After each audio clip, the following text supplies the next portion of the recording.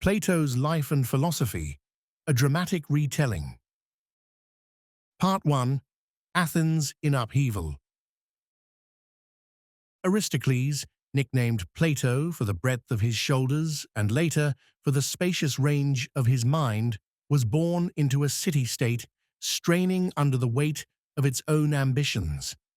His father, Ariston, traced the family line to Codrus, Athens' legendary last king.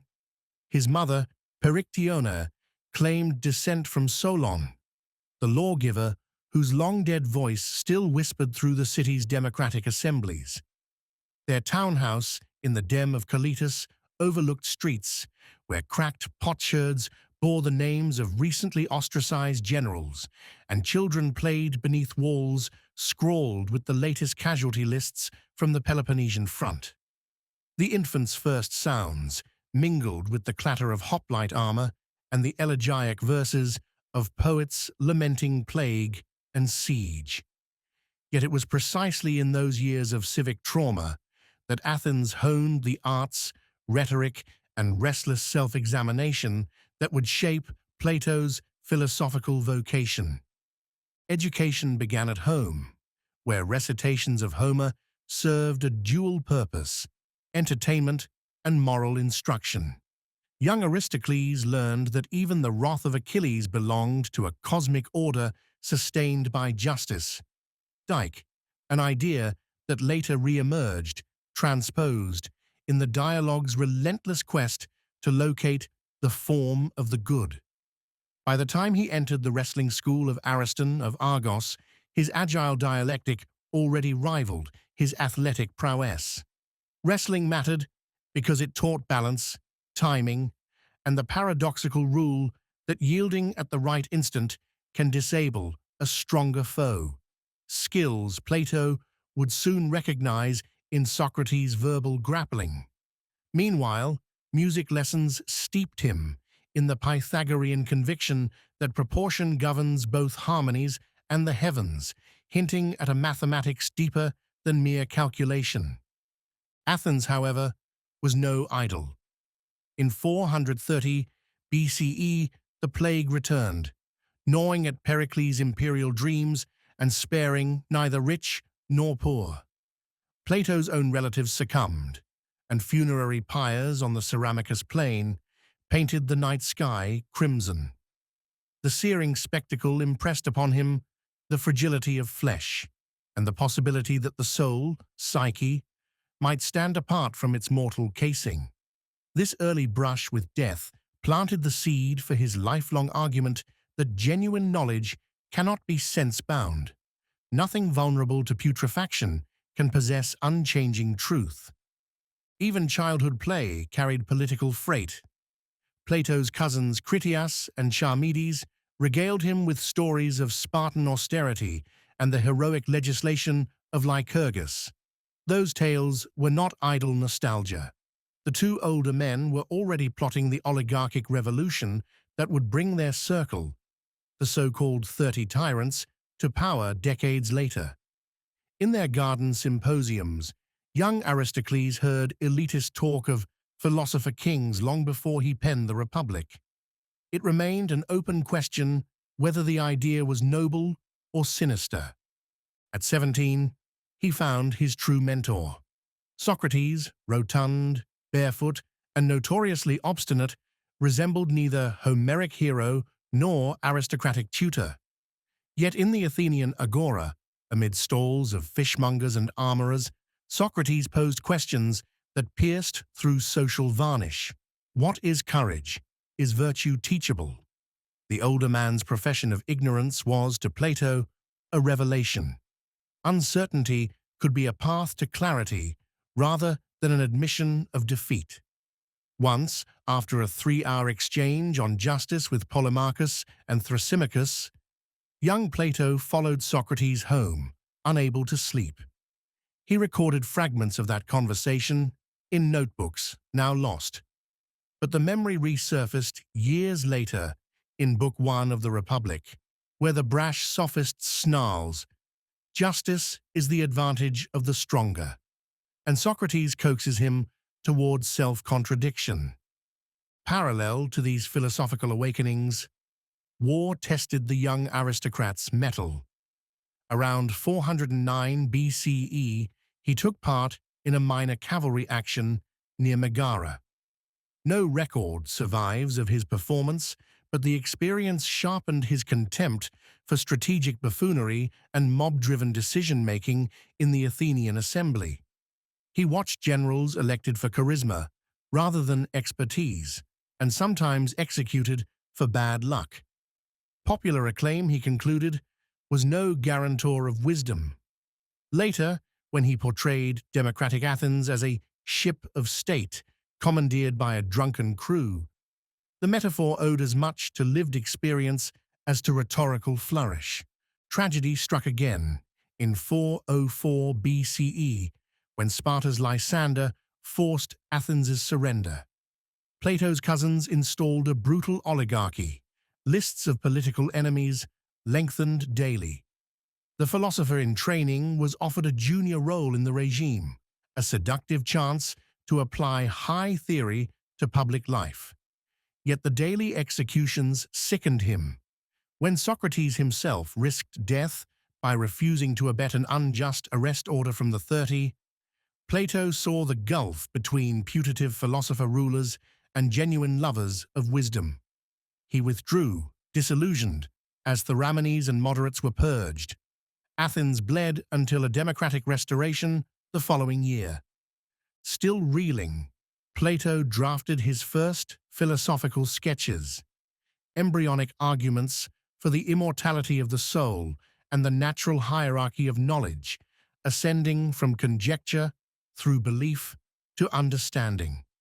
These sketches likely fed into the early dialogues, Apology, Crito, Euthyphro, where Socrates stages his last battle against ignorance disguised as certainty.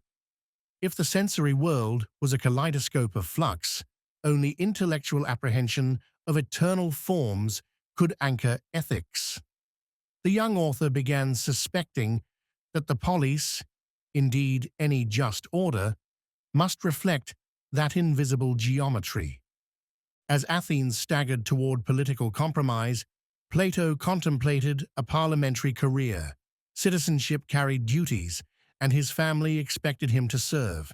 Yet Socrates' trial in 399 BCE, brought by Anytus, Meletus, and Lycon on charges of impiety and corrupting the youth, changed everything. The trial exposed the fickleness of democratic judgment. 280 jurors convicted a man whose only crime was relentless questioning. When Socrates declined escape and calmly drank the hemlock, Plato collapsed with fever and missed the final moments, according to Diogenes Laertius. What mattered more was the intellectual legacy, the Socratic insistence that a life unexamined is no life at all, that virtue is knowledge and vice ignorance.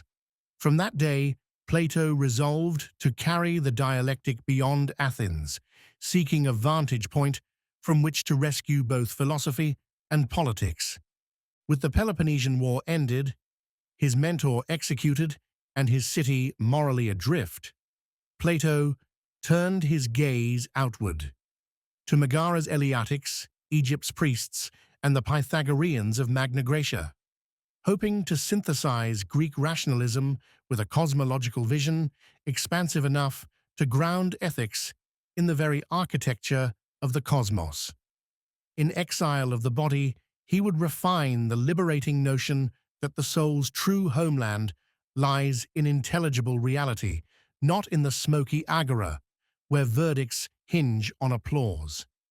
Thus ended the formative first act of Plato's life, a crucible in which civic catastrophe forged philosophical purpose, and memory of Socrates' calm silhouette against prison walls became the guiding star for every theory he would craft henceforth. Part 2. Exile and the Academy. The dust of Socrates' execution had barely settled when Plato slipped quietly through the Dipylon gate, accompanied by a small knot of fellow disciples who carried nothing but a change of tunic and a head full of unanswered questions. The democracy, newly restored and raw with guilt, had declared an amnesty. No one forbade them to remain in Athens. Yet the city's air felt cramped, thick with the lingering smoke of funerary hemlock and the gossip of jurors defending their verdicts. Philosophy, Plato decided, required an exile roomy enough for intellectual experiment, wide enough, perhaps, to test whether the just soul could survive outside the city that had betrayed its most just man. Their first refuge lay a day's ride away in Megara, at the house of Euclid, not Euclid the geometer, 2 generations hence, but the Eleatic-minded logician who had once sparred with Socrates over the nature of the good. Megara offered more than safety. It offered an apprenticeship in paradox. The Eleatics, heirs of Parmenides, insisted that genuine being is single, changeless, and indivisible, a stark repudiation of the bustle of becoming that fills ordinary perception. Plato, fresh from the sensory shock of political upheaval, saw in that doctrine both a promise and a peril. If all multiplicity were illusion, then moral distinctions between tyrant and martyr, courage and cowardice, risked dissolving into a neutral fog. He spent long winter nights arguing under lamplight, seeking a middle path, a metaphysics that preserved Parmenidean stability without sacrificing the reality of ethical difference. These sessions fertilized the early dialectical dialogues, Euthydemus, Hippias, Cratylus, where arguments spiral, stall, and double back, mirroring the mind's struggle to prize truth from verbal confusion. In one such debate, a visiting mathematician from Cyrene, Theodorus, demonstrated the incommensurability of square root 2 by inscribing a right triangle in damp sand. The diagonal refused to surrender to whole number ratios, mocking the Pythagorean credo that all is number. Plato listened, transfixed, as an invisible order flashed through finite lines, hinting at entities, irrational lengths, discernible only to intellect. Here was evidence that mathematical thinking could peel away the skin of the perceptible and uncover a realm of relations as immutable as Eleatic being, yet plural and structured. Theodorus invited him east to Cyrene. Plato accepted, packing a papyrus roll of his embryonic dialogue Meno, in which an unlettered slave boy, guided only by questions, recollects the steps of a geometric proof. The text justified itself on the sandy shore of North Africa, where Libyan surveyors used knotted ropes to corner fields and priests plotted stars along sightlines unchanged since the reign of Khufu. Cyrene's sun bleached the loose threads of grief. Plato felt his mind stretch like the desert horizon. In temple libraries, priests guarded archival papyri on medicine, astronomy, and funerary rites, conversations with eternity articulated in numeric ratios and ritual sequences. He learned that Egyptian scribes taught geometry not as abstraction but as moral exercise. Right angles trained the soul to rectitude, symmetry to fairness. The curriculum confirmed what Socrates had only intimated, that education in the mathemata could tune the psyche to a cosmic key, preparing it to apprehend those invisible forms that ground all justice. Yet mathematics alone could not heal the wound politics had inflicted. To reconcile theory with governance, Plato turned southwest, lured by tales of Italic cities where Pythagoreans blended number mysticism with civic rule. In Tarentum, he was welcomed by Archytas, statesman general, mathematician, and, importantly, a philosopher who had managed to keep his city both prosperous and relatively just. They spoke in Doric lilted Greek atop the city walls, tracing proportionate intervals on a 7-string lyre, and then pointing across the harbor at ships balanced by an analogous harmony of mast, keel, and wind. Archytas's very career seemed a proof by example of what Socrates had hypothesized.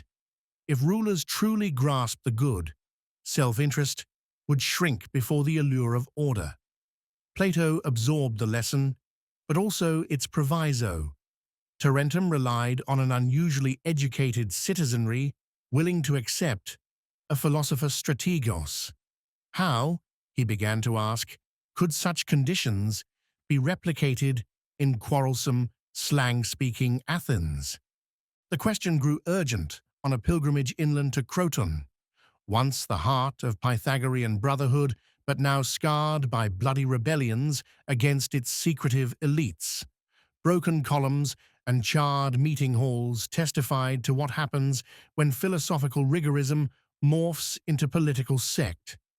Plato paced the ruins at dusk, fingering shards of black-glazed pottery that had borne the maxims of the Tetractes. Friendship is equality. Silence is sacred. Equality had imploded into factional vengeance. Sacred silence had masked conspiracy.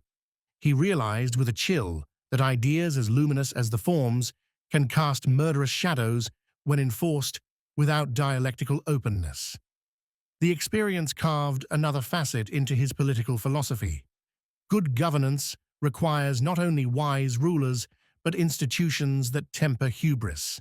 Hence the future republic's insistence on communal child-rearing, periodic testing, and the purgative education of the cave allegory.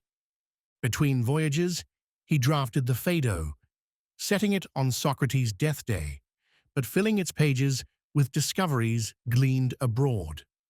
The dialogue's central proofs for immortality combine Eleatic indestructibility, Pythagorean transmigration, and the Egyptian conviction that the soul must be weighed against an eternal standard.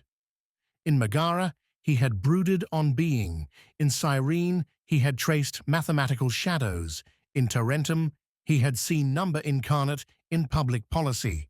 In Phaedo, he distilled these threads into the doctrine that the soul, precisely because it can contemplate immutable forms, mirrors their deathlessness.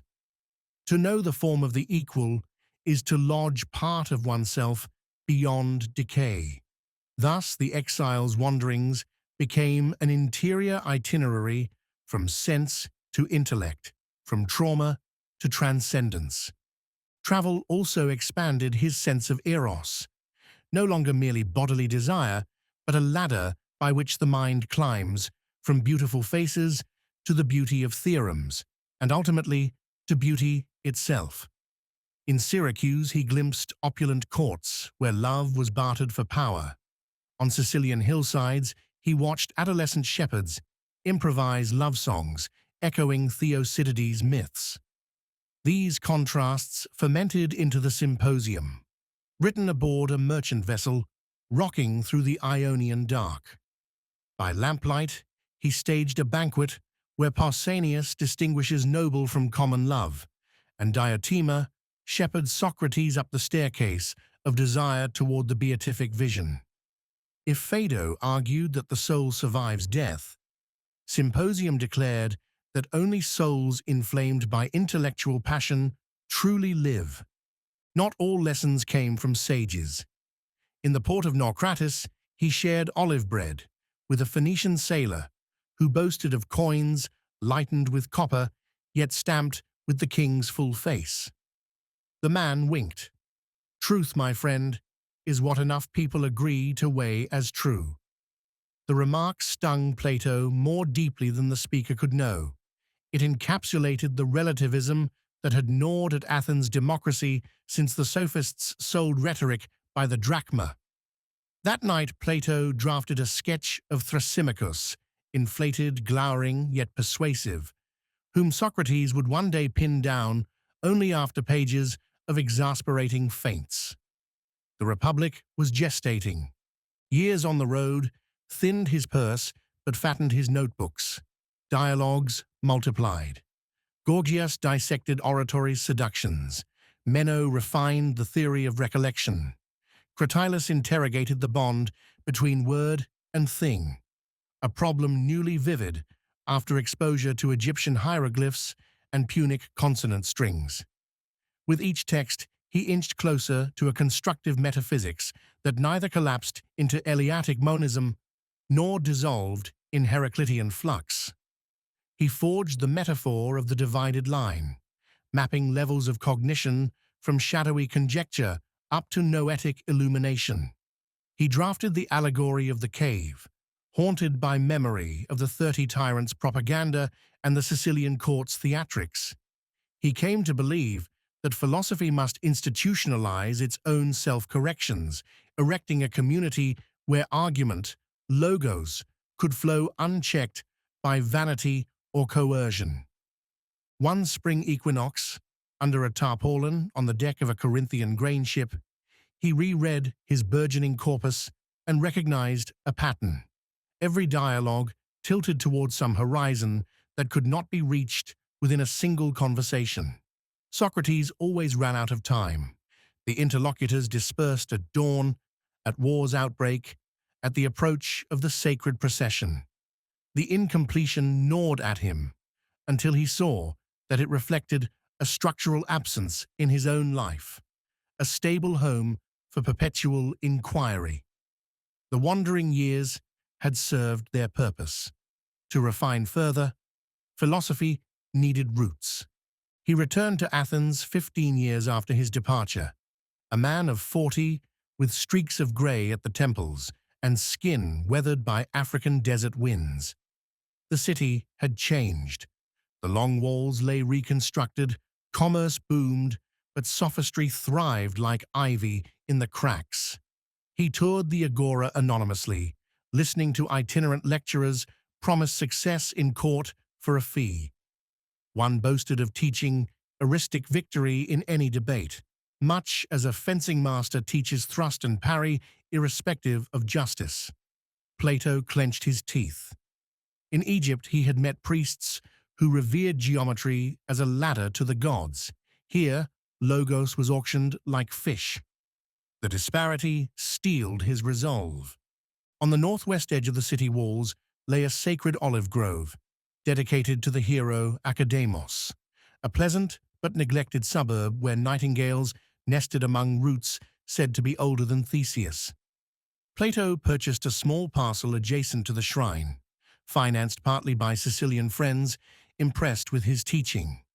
There he planted both literal and figurative seeds, olives, figs, and a circle of wooden benches arranged beneath plane trees. He outlined a curriculum that would begin with arithmetic, proceed through plane and solid geometry, harmonics, and astronomy, and culminate, only for those who endured the rigors, in dialectic. The order was no whim. It mirrored the ascent he himself had traced from Megara's static being, through Cyrene's mathematics, into Tarentum's harmonized statecraft. Students would relive that trajectory in miniature, training senses, imagination, and reason until they could pivot from diagrams etched in dust to visions etched in the soul. The academy, as it would soon be called, was more than a school. It was an audacious experiment in moral engineering. Entrance required no birthright. Plato enrolled freedmen, foreigners, even a few women, scandalizing polite society, but demanded relentless commitment to truth wherever it led. Meals were communal, property modest, conversation perpetual. Late at night, oil lamps flickered as novices argued over whether equal sticks participate in the form of equality or merely resemble it. Senior scholars compiled commentaries on Pythagorean harmonics. Visiting mathematicians demonstrated new proofs, and when dawn painted Hymettus rose gold, Plato might emerge from his study, scroll in hand, to read fresh pages of a dialogue so daring that students gaped at the metaphysical risks their master was willing to take. But those stories belonged to the next act. What mattered now was that the long pilgrimage from the glare of Athenian hemlock to the cool shade of Academos's grove had crystallized a philosophy robust enough to confront both the timidity of private contemplation and the brutality of public power. Plato had stitched together Eleatic ontology, Egyptian geometry, and Pythagorean harmony into a living fabric he called simply Philosophia, the love of wisdom. In the Academy's first admission scrolls, he wrote a single admonition above the lintel: "Let no one ignorant of geometry enter." It was a metaphysical password, a reminder that knowledge must be measured against patterns more precise than personal opinion. Yet implicit was another unspoken warning, absorbed during years on the road. Let no one ignorant of justice leave. For geometry could guide the soul upward, but only a soul that returned with justice in its marrow could hope to repair the wounded cities below. The stage was set. Students gathered, arguments crackled like summer cicadas, and on the margins of the polis, a new polis began to germinate. One ruled not by decree or dazzle, but by the slow, stubborn radiance of intelligible truth. From this vantage, Plato would soon attempt his most audacious project of all: to persuade actual rulers to reshape their realms in light of the forms. Whether the world would listen remained uncertain, but the philosopher had finally built a home sturdy enough to broadcast the call. Part 3. The Sicilian Gambit and Plato's lasting legacy. Plato's grove had scarcely borne its first season's figs when the winds of political ambition swept him back onto the wine-colored sea. For the philosopher, who had spent a decade assembling the blueprint for an ideal city, was not content merely to lecture about justice. He meant to test it on living stone. Word reached Athens that Dion, brother-in-law to the tyrant Dionysius of Syracuse, had devoured Plato's early dialogues and believed they outlined the very remedy Sicily's fractious court required. Dion wrote with the urgency of a heartsick lover: "Come, persuade my sovereign that true power lies in wisdom. Guide us from luxury to virtue. Help Sicily become the first city ruled by a philosopher king." The invitation was reckless and irresistible. Plato, past 40, yet still propelled by the missionary zeal of a convert who thinks ideas can bend history, entrusted the academy to his nephew Speusippus and sailed westward, an Odysseus of the intellect, returning not to hearth and spouse, but to an imagined Ithaca of rational governance. The voyage itself served as prologue to the trials ahead. Crossing the Ionian in a grain galley, Plato spent twilight hours atop the stern ramp, reciting passages from the Republic for a handful of curious sailors. He explained the tripartite soul, reason steering spirit and appetite, like a charioteer guiding twin horses, and pointed toward the constellations as if mapping that psychic hierarchy onto the heavens: the fiery horse of Thumos in red Antares, the appetitive beast in the thick-bellied scorpion, reason in the serene balance of Libra. The deckhands, hands sticky with resin, listened wide-eyed. Some later swore they felt their own souls reorder in the salty dark. This capacity to enchant with argument would prove both asset and liability at Dionysius' palace, where rhetoric could draw daggers as swiftly as applause. Syracuse dazzled and repelled in equal measure. High walls of gleaming limestone enclosed avenues where gold-threaded tapestries fluttered above cess-ridden gutters. The tyrant's banquet halls glowed with imported Corinthian bronze, even as soldiers flogged debtors in the portico's shade. Dionysius himself, scar-cheeked and keen-eyed, greeted Plato with studied courtesy, yet the philosopher sensed from the outset that he was regarded less as honored guest than as exotic puzzle. Still, the opening weeks glittered with promise. Plato lectured before assembled courtiers, drawing geometric figures in colored sand as he unfurled the allegory of the cave. He portrayed humankind chained within a dim cavern of opinions, mistaking shadows for substance. Only the difficult ascent toward the form of the good could deliver genuine freedom. Dionysius, thrilled to see courtiers gasp at each intellectual crescendo, boasted that Sicily would soon eclipse Athens as the beacon of wisdom. He lavished Plato with gifts, including a finely turned cup engraved with verses from Simonides, an irony not lost on the guest, since Simonides had once chided Scopas for expecting a poet to praise for free what tyrants usually purchase with gold. Yet inside the honeyed promises lurked venom. The very structure of Dionysius's power opposed Platonic principles. His rule rested on mercenary loyalty, spectacle, and fear, not on the slow cultivation of rational harmony. Plato proposed abolishing lavish court dinners, redirecting funds to education, and inviting mathematicians from Tarentum to teach youths the disciplines that purify desire. Dionysius nodded politely and enacted half measures, ostentation trimmed here, a public geometry lesson staged there, while behind the scenes, the old machinery of intrigue kept whirring. Courtiers who had thrived on flattery whispered that the Athenians sought to emasculate Sicily, to replace heroic daring with abstract diagrams. One evening at a symposium, a tipsy commander challenged Plato, "If triangles rule your head, will they shield our shores from Carthaginian triremes?" Laughter erupted. Plato answered with calm severity that rightly measured triangles teach men to measure also their ambitions, making them better guardians than drunken bravado. The retort silenced the room, but etched resentment on the commander's face.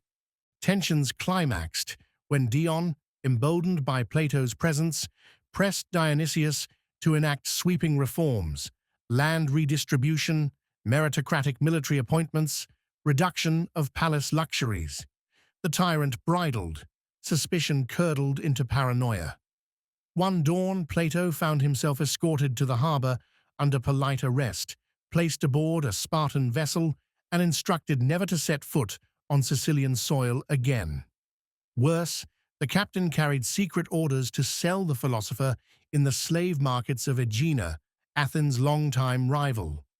Only intervention by Anacharis, a Cyrenaic admirer who purchased Plato's freedom, spared him the humiliation Socrates' student most dreaded: bondage of the body, enforcing silence of the mind. The episode scarred him. Not merely the taste of danger, but the stark revelation that rulers greeted philosophy not as liberator, but as potential usurper. Back in Athens, the academy greeted its founder like soldiers, welcoming a general home from defeat.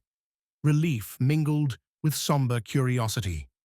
Rather than retreat into bitterness, Plato transmuted the fiasco into intellectual gold. In seminars beneath the olives, he dissected the failure, concluding that no city could hope for justice unless its guardians were raised from childhood on a strict regimen of music and gymnastics, mathematics and dialectic. The Republic, already sketched in dialogues and lectures, now demanded completion. For months, he dictated to scribes while students hovered like bees around a flowering fig. Through 10 books, he sculpted a city in speech, Callipolis, whose strata, producers, auxiliaries, and philosopher rulers mirrored the rational, spirited, and appetitive tears of the soul. No actual tyrant would read the finished text without feeling both exposed and condemned. The cave allegory took on new poignancy.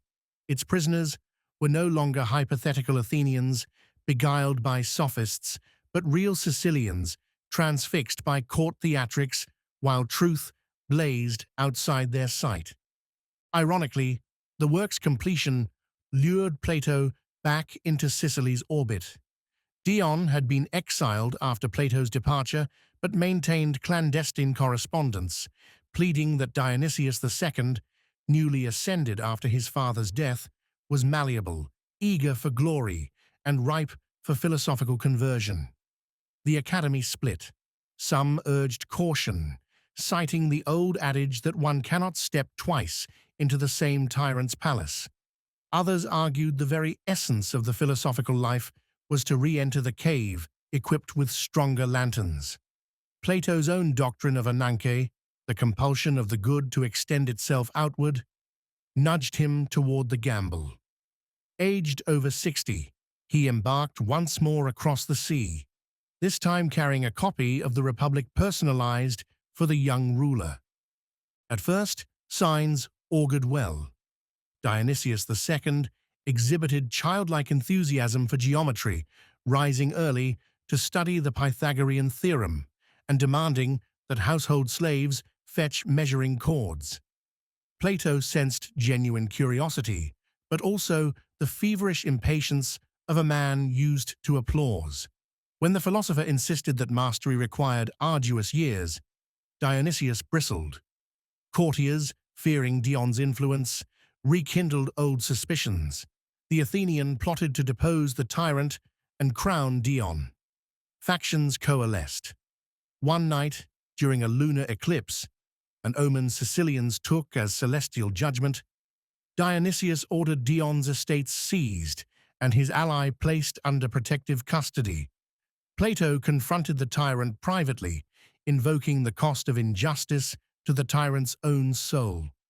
Dionysius vacillated, wept, declared everlasting friendship, then banned Dion for life and confined Plato to the palace, half guest, half hostage.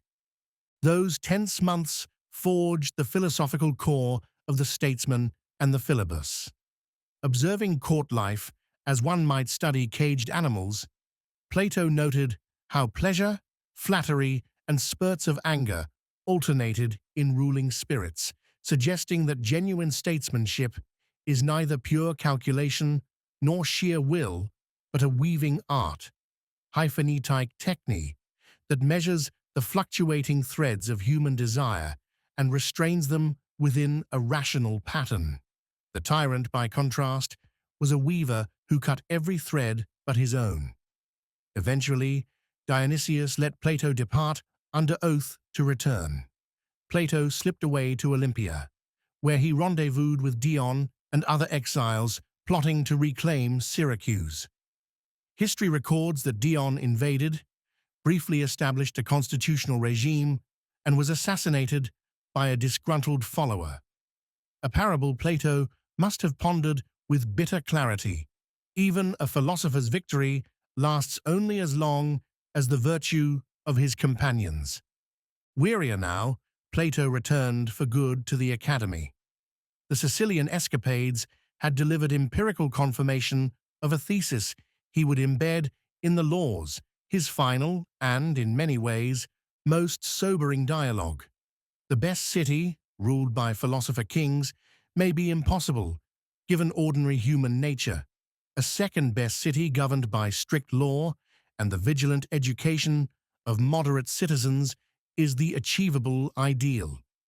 Absent Socrates' electrifying Elenchus, the law's dialogues unfold between the anonymous Athenian, a Spartan, and a Cretan as they chart a legal code for Magnesia, half Sparta's discipline, half Athens' openness, anchored by nocturnal councils of sages who guard against doctrinal ossification.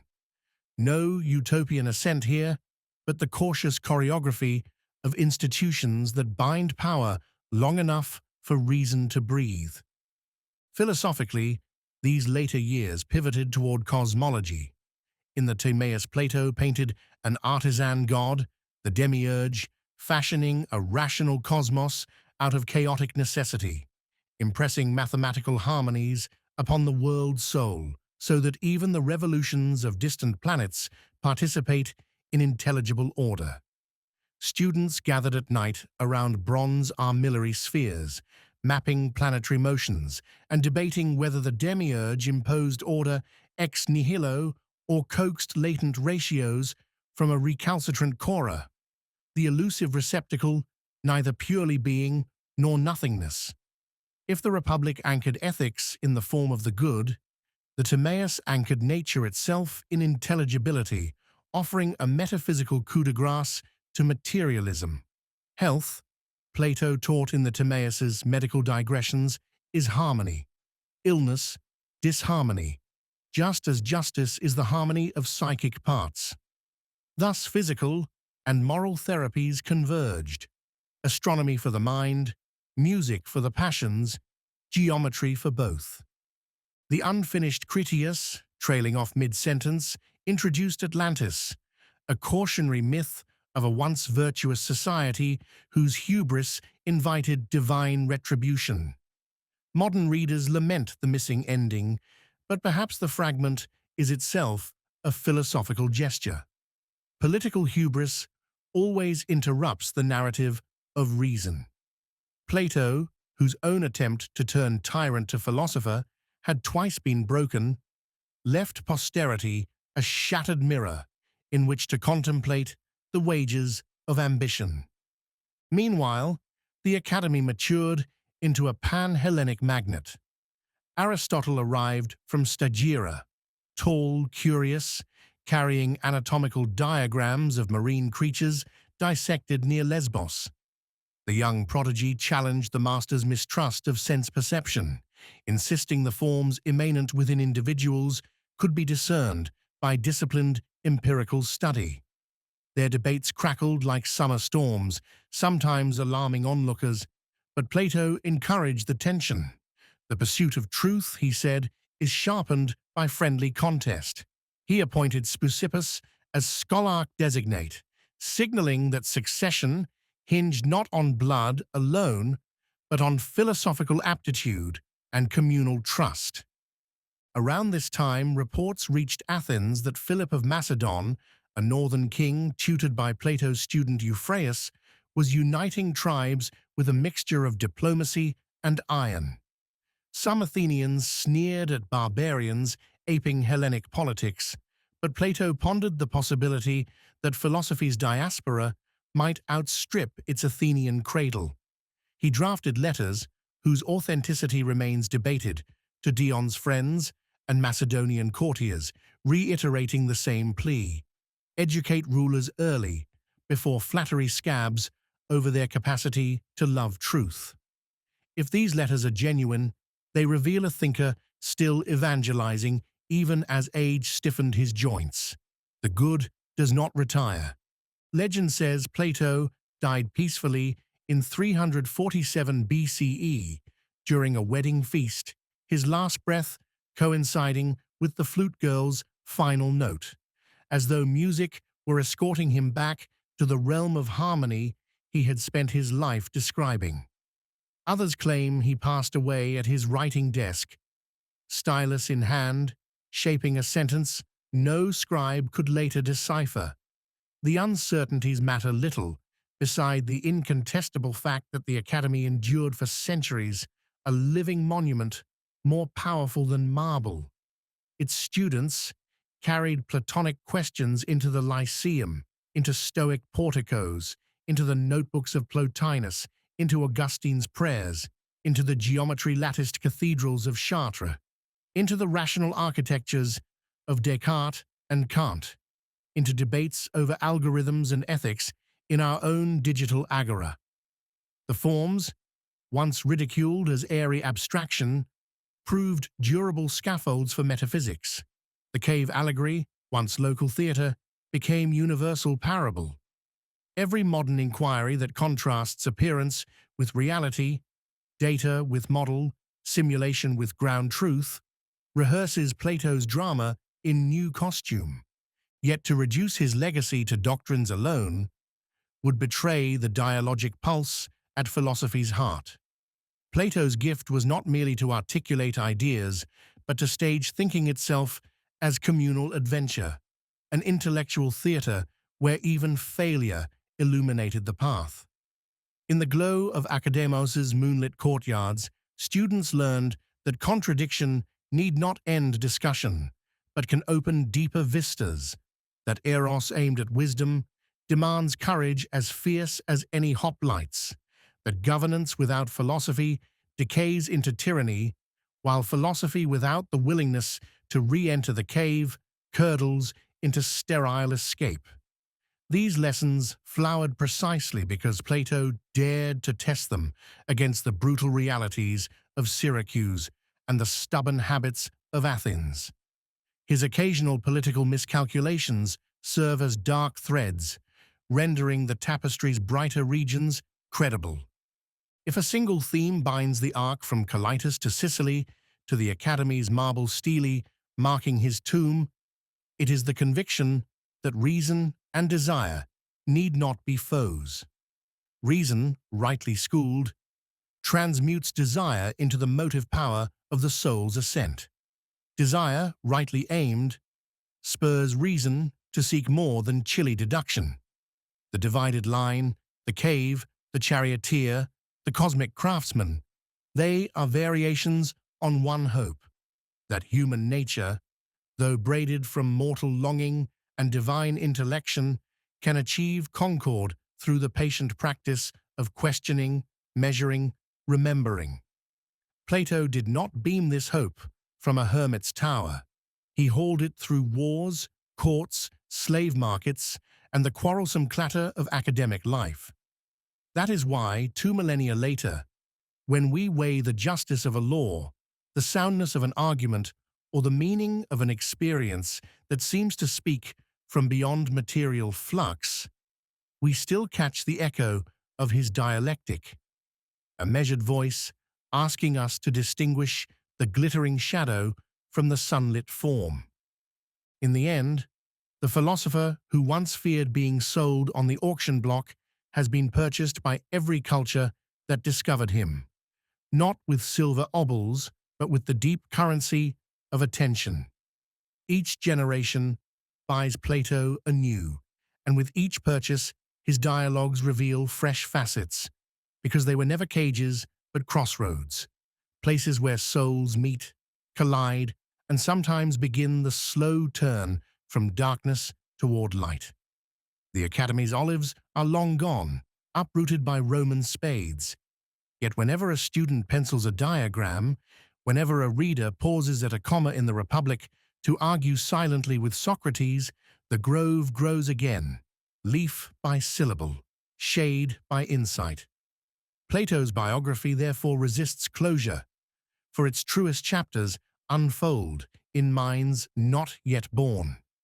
Like the unfinished Critias, his life's narrative invites us to supply the ending, and in the very act, to become co-authors of the dialogue that began when a curious boy watched Pericles' city crack under war and dared to ask why courage, beauty, and justice should survive the rubble.